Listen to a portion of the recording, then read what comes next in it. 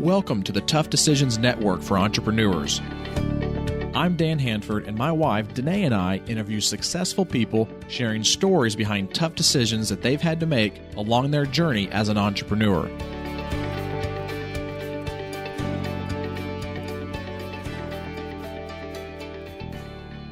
On the podcast with us today is Matthew Januszek. Matthew, thank you for joining us. Thank you for inviting me. We would love for you to get us started today by talking to us a little bit about your journey as an entrepreneur and where your current focus is.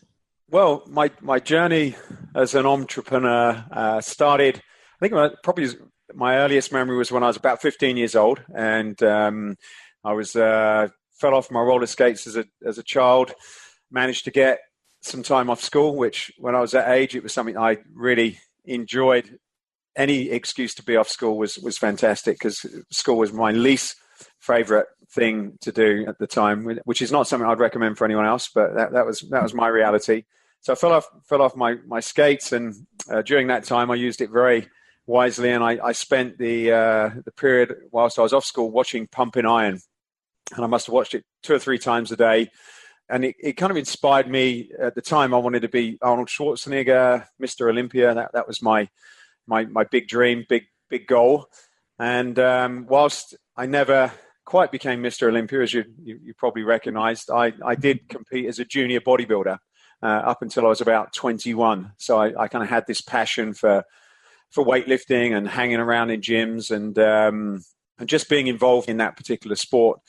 When I left school, I went to work in the dental business for my grandfather. So I wasn't able to kind of find a path or career within something I enjoyed. So in the evenings, I was quite big at the time. So I used to work as what we call in England a bouncer or a doorman. So I used to sort of work in nightclubs as a part-time job in the evening, which allowed me to kind of hang around other bodybuilders and people who own gyms to sort of learn about that business. So it always been something I was interested in doing, but never managed to turn it into a business. And then as I sort of got through my 20s, my father and I, who was also working somewhere else, we were talking about, starting some kind of family business. My father, who was Polish, always had a dream about setting up a business in Poland, because he believed that was it was a communist country at the time, and he believed there were some opportunities for Western businesses to work there. And I had this passion for weightlifting. And, one day I was sitting in the gym looking at the guys lifting weights in the corner. And on the side of the weights, they had Poland written on there. So they didn't have a brand. They had just this word Poland. And it kind of set my mind working, went back home to my dad, asked him if he could, if he thought some of our old relatives could find out where they made these, and I would sell them to gyms. So that was a very sophisticated business plan. It took a couple of years to find connections, and my dad relearned Polish and lots of trips backwards and forwards. And eventually we found a factory. We started importing weight plates into England out of a spare bedroom with sort of no money, no investment, no brand, no real business experience. And but we did have one really important thing, which was passion. We managed to turn that idea into where we are today, where we're probably doing around about $30 million, and we're in over 80 countries around the world. So there's obviously a lot that went on in between that, but that was a very sort of short story about how we started. Well, I'm sure that along this journey, you've had quite the number of tough decisions, because I can already kind of figure out where some of these tough decisions might have gone along this journey. And I want you to just start us off by talking about a tough decision that I'd like to call a sore thumb tough decision. So it was a tough decision that was really hard, but the outcome was not what you had expected. It wasn't very good, but you did learn a lot of lessons through it. And so we want to talk about that tough decision, some of the nuances of it, and then some of the lessons you learned.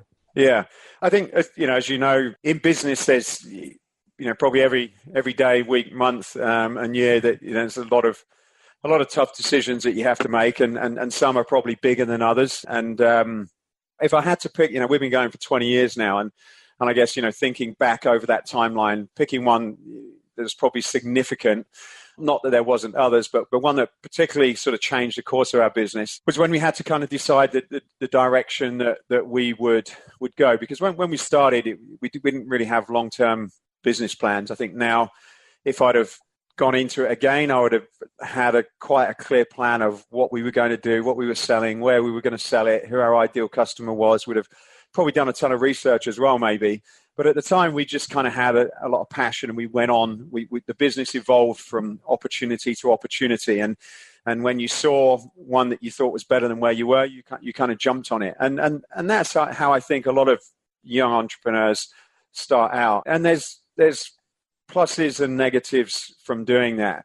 As our business, as we grew, we started off with our own brand, and then through a few different reasons, we managed to get involved with a very, one of the probably top 3, I guess, sort of fitness brands in the world. And they had a licensing program at the time where they were looking to license their brand for somebody to put it on a range of fitness equipment. So this is a big footwear and apparel brand. And it seemed, it was a great opportunity for us. We were working with a company that were focusing on the consumer retail space, and we put a proposal together to move into the commercial space, with these products. And it was fantastic. We used our expertise in the market to develop and design products and to do the sales and marketing. And then we had this sort of really huge brand that allowed us to get in doors that we wouldn't have normally been able to get into, because, part of branding is trust and credibility. And so if you're, Fred's fitness equipment, it doesn't quite have the same sort of feel to it as if it was, something else. If it had an Apple or Mercedes or something on there. So obviously the brands are really important, and we learned a lot about the power of brand through this experience. But it allowed us, working with this in this way, allowed us to expand very quickly from the UK where it was in, going into Eastern Europe and Central Europe, opening a facility in Germany, one of the sort of largest fitness markets in Central Europe. And we grew very, very well. But we kind of got to a stage where it was like, okay, well, where do we go next? And we did a lot of sort of soul searching. And although financially it was a pretty interesting business model, it gave us a lot of restrictions to, in terms of the direction we wanted to go. We were constantly battling with the brand in terms of what we thought it should be or what we needed to be and what the direction they were going. And it was, we were kind of starting to separate. And we had to make a really important decision that would have potentially made is a make or break decision. And it was probably around about 10 years in. So we won a new company, and we had a lot of employees at the time, and we had a lot of offices and overheads and a lot of responsibilities. But we had to make the decision, do we stay along this course? And, there was nothing wrong with it. We were all doing very well financially. The business was doing well. Customers were happy. Do we stay on this path and keep doing what we're doing? And there was no reason why not to, because it was a successful recipe. Or do we risk everything and say, no, we're going to move away and we're going to set up our own brand? And it took us a long time to really decide, what was right financially and what was right for us as a group. We're a family business. I work with my father and my brothers and sisters. And so we had to decide what was right for us. And in these situations, there's never really a right or wrong decision to make. And people, you sometimes are in it and you're saying, well, what is the right decision? And you're looking and you're asking and you're talking to people as if someone's going to come and say, here's the answer you're looking for, Matthew. This is exactly what you want to do. And whilst you search, that no one's ever going to do that. That doesn't happen. There is no right or wrong decision in those moments. There's only, what you have to get all the information. You have to make the best decision that you're able to at the time. And so we made a decision. We made a decision to sort of walk away from this great opportunity and go down the road of setting up our own brand, which is developing a whole new range of products, establishing ourselves as a brand and doing everything it takes to build a brand from scratch, which is not easy. And aiming to not only to do that, but to compete with an even bigger brand and more credible brand in the same space. And we made that decision. And it was, at the time, we looked at it and we thought, what have we done? Because our revenues tanked and the products weren't ready when they were supposed to be ready. And we obviously had the people who had the brand previously going back to all the customers offering the same products at a lower price. And potentially we were facing the end of our business. If we didn't sort of turn this around pretty quickly and start generating sales, then would have been over. And so I think that was, in terms of tough decisions, and I wouldn't say it's a bad decision. It was the right decision, but depending on where you look at it in the sort of timeline, you'd have said that that's probably the baddest and worst decisions. Now, as it panned out, and it did take a number of years for that to happen, we managed to turn the business around and put the business in a much stronger footing, in a lot better position. But it was a good sort of 2 or 3 years of you could have sort of closed the book at any point in those 2 or 3 years and thought, that was a stupid thing to have done. But fortunately, we were able to continue and work through a lot of hurdles to kind of, find our feet and rebase and build again. And now, I guess, us, the business, are in a much better position. So I'm not sure if that's the answer you were looking for. So it sounds like, depending on where you were to drop in on those 2 or 3 years, it could have been either a really bad decision or, in the end, a really good decision. Yeah, and that's the thing. In business, we've been through a lot of ups and downs for many years, and it that question is relative, as you say, to where you look at it, and you could kind of say, like, any decision is a good decision because what you're going to get out of it in the end. Yes, your business can close down, but you're going to be much wiser as a result, and you're going to learn a lesson of what not to do in another time. So it all depends on your perception of decision making. In my mind, any decision is always beneficial because it's always going to move us in a much better position than we are at the moment, regardless of the consequences and your perception of the consequences. But through this process, certainly over those 2 or 3 years, it was extremely difficult. Every day you were waking up and it was like, where do we go from here? Is there going to be another? Are we going to be around for another few days? So it's it was probably the darkest period that we've been in. But in anything, it's just about continuing to go and until you sort of get to where you want to get to. So was it just a matter of needing enough time, or were there like certain key decisions or turning points in the company that eventually turned that decision around? I think there was a number of things going on.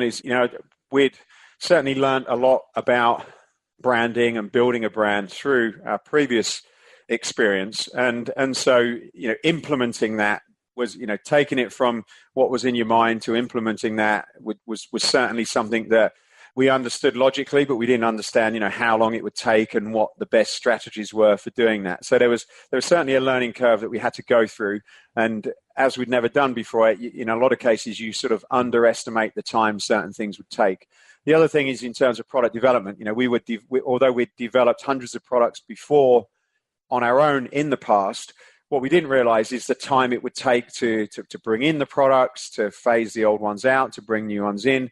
And so I think whenever you're going through one of these situations in terms of, providing some value that someone can learn from in this, it's with major decisions, you've always got to be careful not to underestimate the time it would take to make such a move like that, and do whatever you can to sort of be able to survive as long as possible beyond how long you think it would take to get that turnaround. And fortunately, we started to anticipate this in advance. So I think if you're in touch with your business and your market and where you're going, that you can anticipate what's likely to happen. You can anticipate the reaction from the market when things change. You can anticipate the response of your competitors. If you can do your research and do your best to anticipate what's likely to happen, then you're positioning yourself much better for when you go into battle, to use that analogy.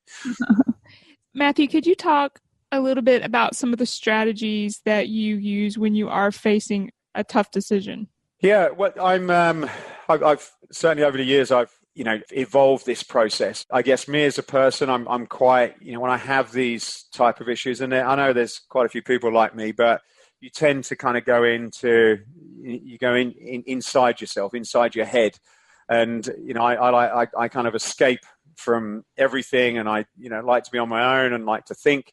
And that's not always a good thing. So the first thing that generally kind of puts my mind into much more of a positive and problem-solving state is exercise. Is to get out and move.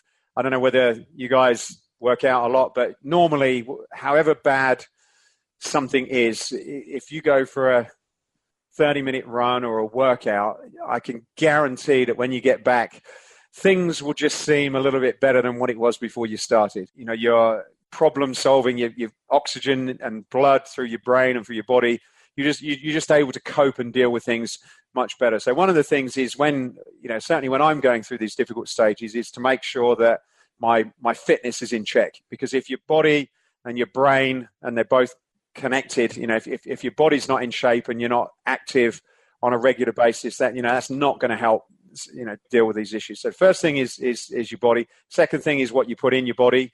The power of a good diet in terms of affecting your mood and the way you think is unbelievable.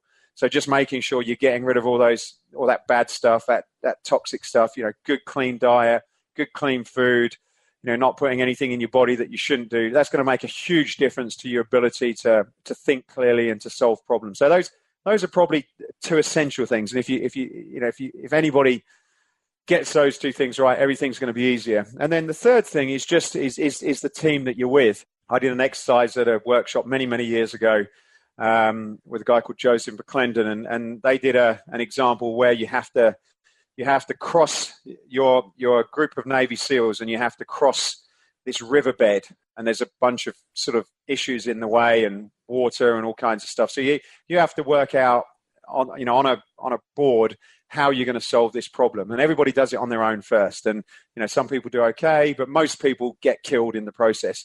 And then what they do is they put you together with a group of 3 or 4 people, and you go through exactly the same process. And I don't know the exact sort of percentages, but something like 80% of people that are then in a group manage to get everybody over safely without dying. And it was a great example for me that when you do have problems, although you think you're the leader of the company and you have all the answers, sitting down with a group of people that have got the same goal is much better than you trying to do it on your own. So those are probably my 3 key things that I think would make a big difference. We're going to take a short break to hear from one of our show sponsors. When we come back, we'll talk to Matthew about some of his favorites as it relates to his life as an entrepreneur. Have you ever thought about investing in real estate, but find yourself so busy that you don't have time for it? Do you have FOMO, which is the fear of missing out? At HanfordCapital.com, we help investors with passive real estate investments that project better returns than traditional investment vehicles such as the stock market. If you'd like to find out more about our passive real estate investments, visit HanfordCapital.com. That's HANDFORD Capital.com. We will jump on a call with you to discuss your investment goals and to see if our investments are a good fit for you. This advertisement is not to be construed as an offer or recommendation to buy or sell a security. Visit HanfordCapital.com. All right, and we are back with Matt. We are going to go through a series of quick questions and answers that we call the trifecta. And the first one I want you to get to start us with is what is one technology that you use in business that helps make your life easier every day as an entrepreneur? When I started my business, we didn't have email, and we used to communicate through fax, and that's 20 years ago, which isn't that long ago. I think one of the most powerful things that's happened to me in my business is the iPhone. I just couldn't live without it, and what you can do on it compared to when we started the business is phenomenal. So I think that's just an amazing piece of technology. What is your favorite quote that you've heard that has helped you as an entrepreneur? I like to keep a list of quotes, and I write down them all, and I do change from depending on kind of where I am mentally and the things that I'm facing. But one of the ones I'm really sort of focusing on and spending some time with at the moment is a quote that says, "Where focus goes, energy flows." And I've sort of, although I've heard it for many, many years, I think I've started to understand it on a very different level. And it kind of really says to me that whatever you put your mind on, your mind's got the ability to create something, to imagine something that wasn't there. And once it's imagined it, then the creation of it is already set in motion. So if you've got the ability to focus, create a great image, then anything that you imagine is definitely possible. And what is one book that you would recommend that you have read that's helped you make better decisions? The book I'm reading at the moment is one called Win Bigly. It's by a gentleman called Scott Adams, and it talked about how Donald Trump won the recent election. I'm not sure if it's great for good decisions, but it's certainly quite an eye-opener in terms of how people influence decisions that other people make, and to understand how to effectively and positively use influence to create a change. What's the next thing for you right now on your vision or dream board?